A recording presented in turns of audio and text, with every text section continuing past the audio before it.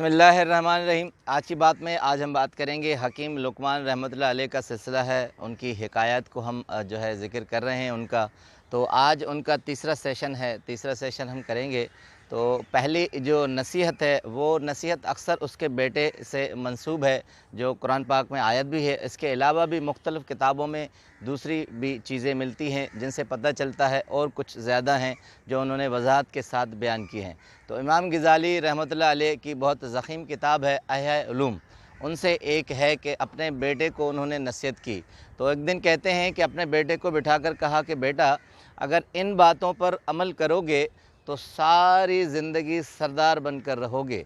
अब ये वो बातें हैं जो हम भी अपनाएंगे तो सरदार बनकर रहेंगे, यानी इज़्ज़त से रहेंगे, कोई भी हमारी तरफ उंगली मत उठाएगा। अब वो कौन सी चीज़ हैं? पहली कहता है कि बेटे पहली चीज़ में है कि बेटे, हर किसी के साथ आजिज़ी के साथ पेश आओ और उनकी हुर्मत का ख़याल रखो। दूसरी चीज़ कहते हैं अपने बेटे को कि बेटे, जब भी ज़िंदगी में कोई ऐसा लम्हा आए कि तुम्हारे औसाफ तुम्हारा साथ न दें, तब भी तुम उन पर ज़ब्त करके लोगों के साथ और ज़िंदगी में अपना बर्ताव ठीक रखो। अक्सर ये होता है कि हम अपने हवास से बाहर निकलकर हवास खो जाते हैं और फिर ऐसी हरकत व सकनात करते हैं जिससे हमें ज़िल्लत का सामना करना पड़ता है। उसके बाद कहते हैं कि वो शख्स जो तुम्हें और लोगों को फ़रेब दे या बिगाड़ पैदा करे, उसकी बात कभी भी मत मानो। उसके बाद दूसरी इनकी है नसीहत रहमतुल्लाह अलैह।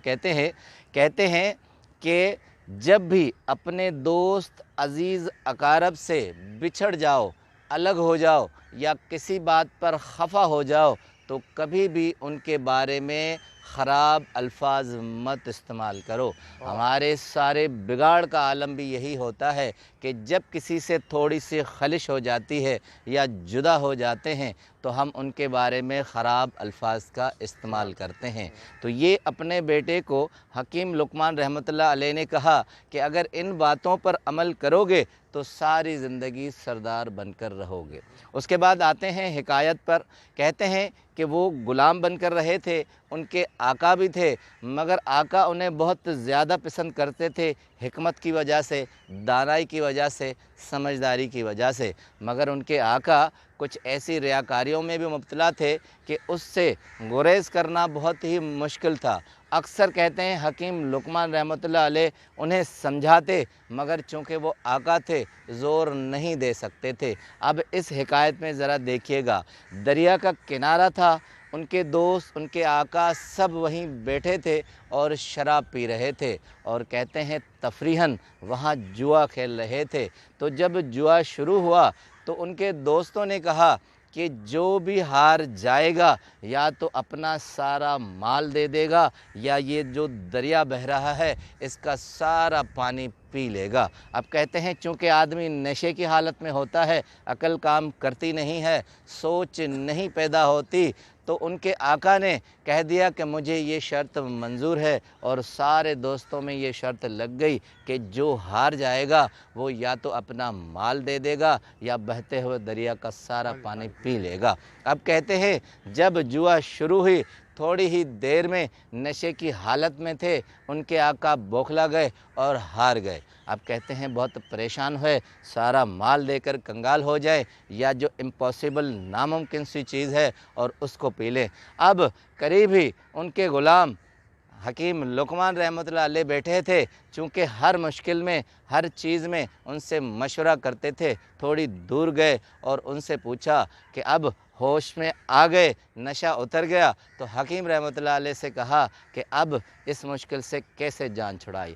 अब कहते हैं कि यही मौका था कि हकीम लुकमान रहमतुल्लाह अलैह ने कहा कि एक शर्त पर मैं आपको इसका हल बताऊंगा, इस मुश्किल से आपको निकालूंगा। और उन्होंने कहा कि अगर आप आज के बाद कभी भी शराब नहीं पिएंगे तो मैं आपको हल बताता हूँ। तो उन्होंने कहा कि मुझे मंजूर है। आका को दरिया के किनारे ले गए, दोस्तों को सबको बुलाया, उन्हें कहा कि मेरा आका ये सारा पानी पीने के लिए تیار ہے، شرط پہلی یہ ہے کہ اس دریا کے بہاؤ کو روکو تو یہ پانی پینا شروع کر دے۔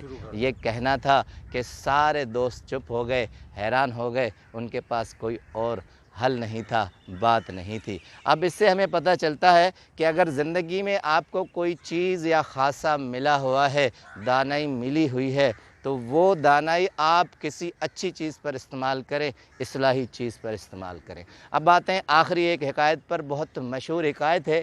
ابن عربی احکام القرآن میں کتاب میں لکھتے ہیں، ضرور سنی ہوگی کہ ان کے آقا نے ایک مرتبہ پہلی مرتبہ بکری لے آئے اور کہا کہ حکیم لقمان کو کیسے ذبح کرو۔